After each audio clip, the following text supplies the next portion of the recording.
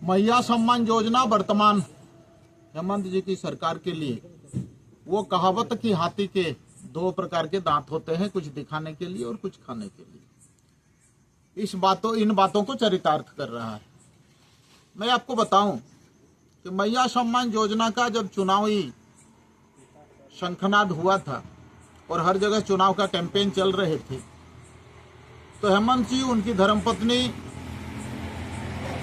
माननीय विधायिका कल्पना सोरेन जी ये कहते हुए नहीं थकते थे कि हर महिलाओं को हम 2,500 रुपया सम्मान राशि देंगे। लेकिन जैसे ही जनादेश उनके पक्ष में हुआ और उसके बाद ही काट छांट शुरू हो गई। उदाहरण के तौर पर उस समय कहीं भी भाषण में ये नहीं कहा गया था कि सामान्य जाति यानी फॉरवर्ड क्लास के लिए मैया सम्मान योजना नहीं दिया जाएगा।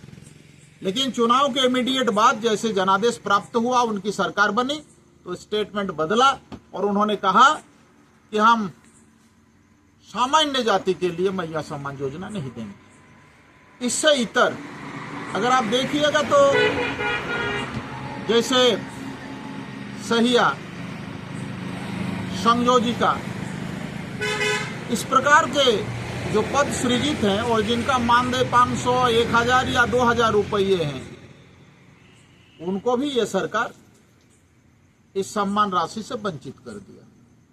संस्कृत में एक बहुत ही अच्छा श्लोक है, कहावत है कि यत्र नार्या पूज्यन्ते रमन्ते तत्र देवता। जहां नारी की पूजा होती है वहां देवता का वास होता है।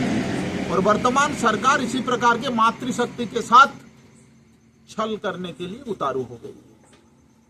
मैं कहना चाहता हूं एक उदाहरण के तौर पर कि कुंडहित प्रखंड में जिन लोगों को पहले 1000 रुपया करके ये मैया सम्मान योजना का राशि प्राप्त हुआ था, उन लोगों में से आज के समय में लगभग 17,500 महिलाएं 17,500 महिलाएं इन लाभों से वंचित हो गई। और आज वजह है कि लोग दर दर की ठोकरें खा रही है।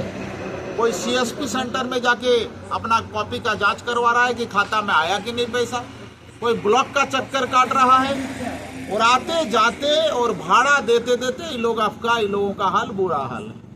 इसलिए मैं सरकार से ये कहना चाहूंगा कि इस प्रकार से छल कपट करना बंद कर दीजिए आदरणीय हेमंत जी। और आपने जो वादा किया था, आपके लोग कहते हैं, आपका भी स्लोगन है हेमंत है तो हिम्मत है। मैं कहना चाहता हूं कि एक बार हिम्मत दिखाइए और तमाम जो आपका मातृशक्ति है उनको 2,500 रुपया से सम्मान राशि से सम्मानित कीजिए। ये मेरा आग्रह है आपसे।